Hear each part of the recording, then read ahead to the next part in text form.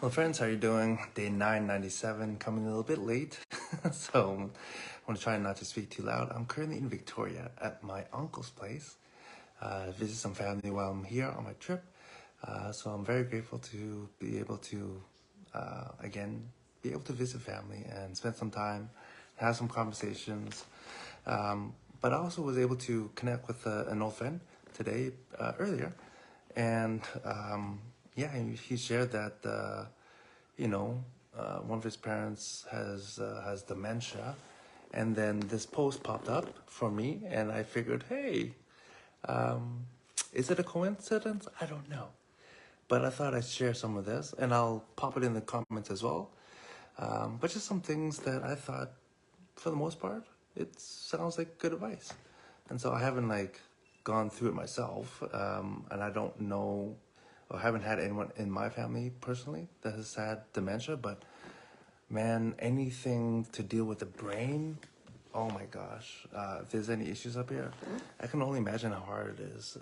Physically, at least you can see it, feel it, and, kind of understand how to heal it and so forth. But when things come to the brain, that's just so much more complicated.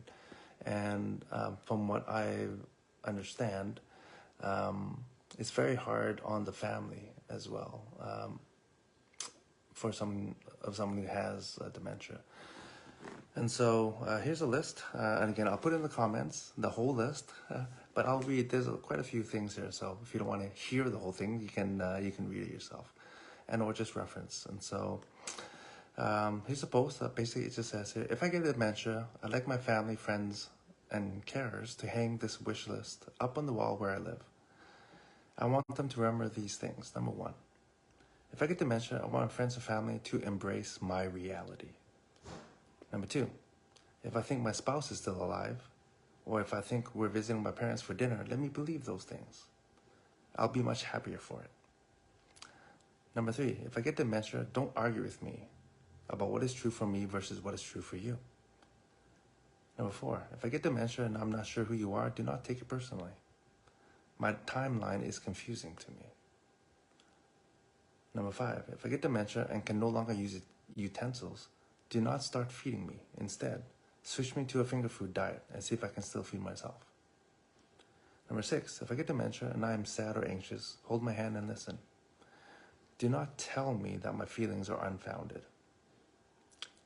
Number seven, if I get dementia, I don't want to be treated like a child. Talk to me like the adult that I am. Number eight, if I get dementia, I still want to enjoy the things that I've always enjoyed. Help me find a way to exercise, read, and visit with friends. Number nine, if I get dementia, ask me to tell you a story from my past.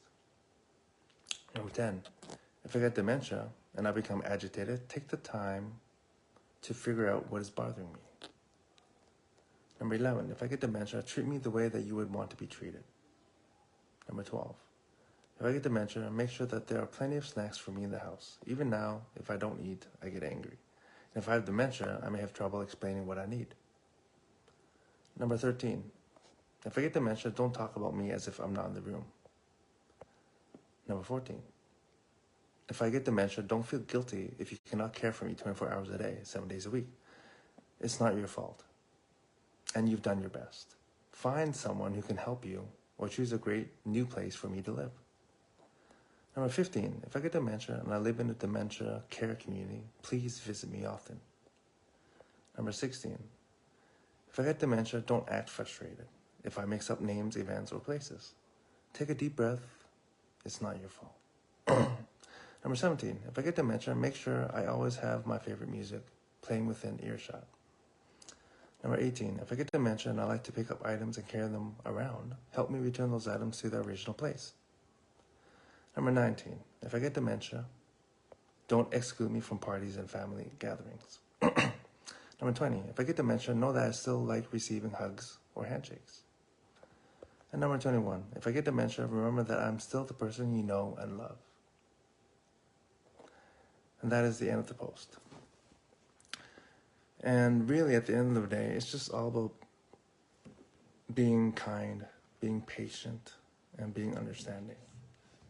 And really, all that is it comes down to being loving. and not looking at yourself, but trying to understand what the other person really needs. And I know that it may be difficult, but I think a lot of those suggestions are really good. And so, I've had a number of friends who've shared a little bit of their experience of their parent who's had dementia, and the toll it's taken on them and their family. And yeah, I can't even imagine. And so, if any of you guys have to go through that, or are going through that, or have gone through that, or will in the future, hopefully this can help you.